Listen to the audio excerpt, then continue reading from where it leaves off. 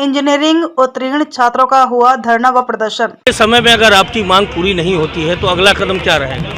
सर्वात महत्त्वाचं ह्या मागण्या आमच्या रास्त आहेत आणि समजा दुर्दैवाने शासनाने याच्याकडे लक्ष दिलं नाही, आम्हाला जर आमच्यावर अन्याय होतच असेल, मला वाटतंय आमच्या मागण्या जर खऱ्या आहेत, आमच्या मागण्या जर आता होत असलेल्या अन्यायाच्या विरोधात असतील तर शासनाने, आम्ही तुमचेच मतदार आहोत, आम्ही महाराष्ट्राचेच भूमिपुत्र आहोत आणि आम्ही तुमच्यासाठी खूप काही करतो, तर आमची एवढीशी मागणी जी आहे ती तुम्ही पूर्ण करावी एवढीच या ठिकाणी खूप खूप मोठी अपेक्षा व्यक्त करतो।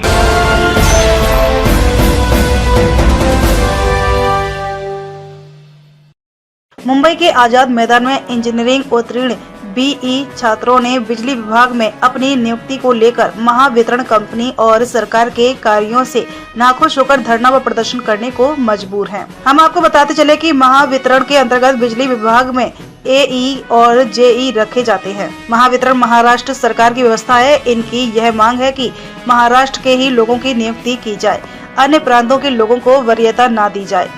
एई और बीई योग्यता धारक की नियुक्ति होनी चाहिए।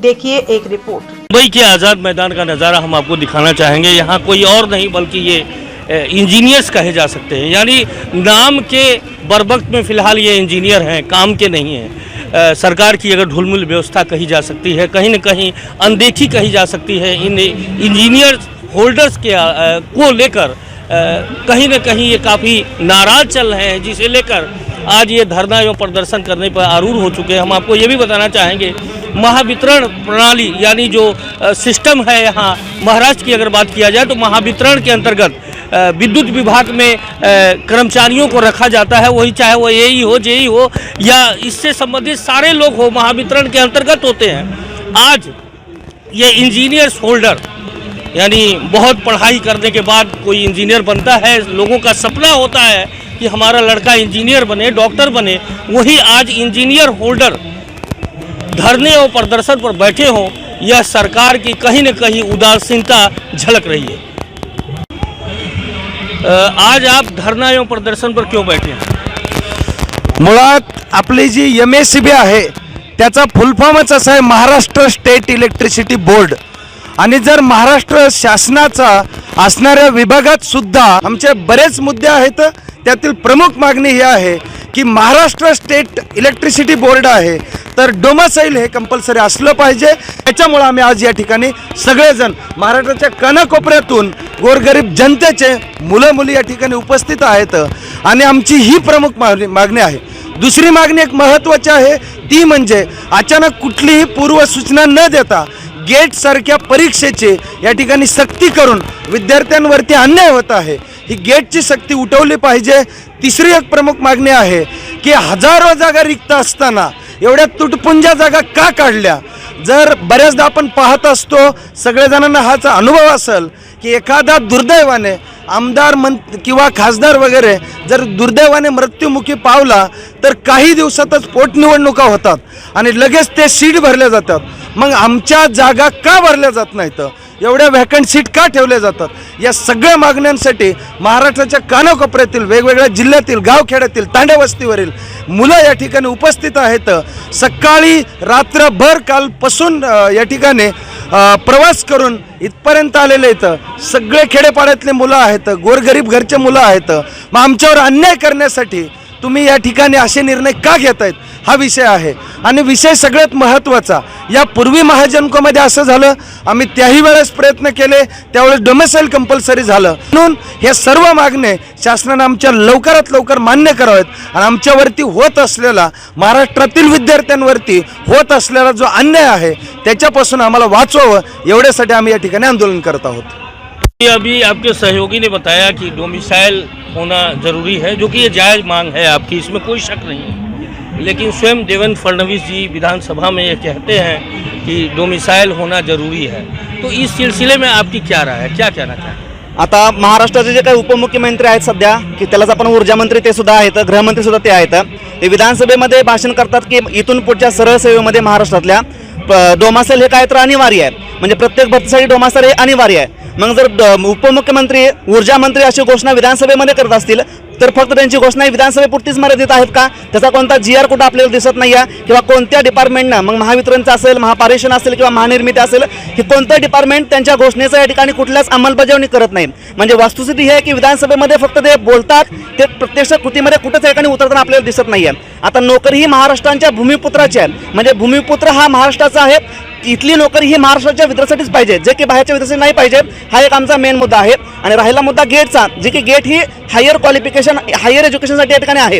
याचा उपयोग ह्या EEच्या पोस्टसाठी काहीच नाही, कारण EE बनून विद्यार्थी कुठे जाणार आहे, तर एका डिपार्टमेंटमध्ये जाणार आहे. आणि त्या डिपार्टमेंटमध्ये त्या गेटचा काहीच उपयोग नाही आहे. त्याचा उपयोग फक्त MTech असेल, ME असेल, PhD असेल, या गोष्टींसाठी आहे. हा एक मुद्दा आहे. आणि त्यांनी वॅकन्सी जास्त असताना त्यांनी वॅकन्सी फक्त या ठिकाणी तुटपुंजा काढल्या, जे की साधारण 300 ते 400 दरम्यान आहेत.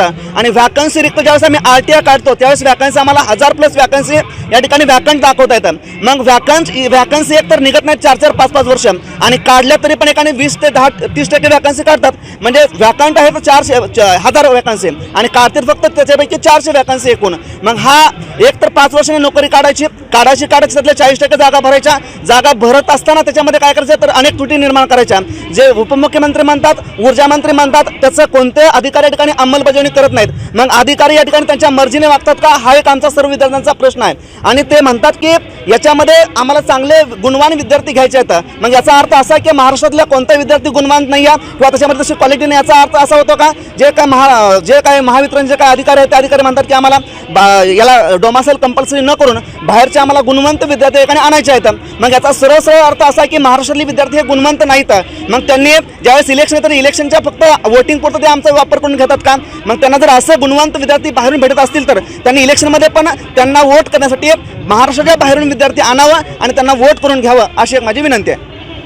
इंजीनियरिंग की ट्रेनिंग किए हुए कितने साल हो गए आप? सर मुझे इंजीनियरिंग की ट्रेनिंग करे हुए सर अभी 1 साल हो गया. 2023 में मेरी इंजीनियरिंग ख़त्म हुई सर. जैसे मेरे मतलब पहले से सोच थी MSCB में जाना है मुझे Maharashtra state electricity transmission distribution company में जॉब करना है. तो जैसे मैं इसकी तैयारी करने के लिए लग गया सर 2022 से ही सर.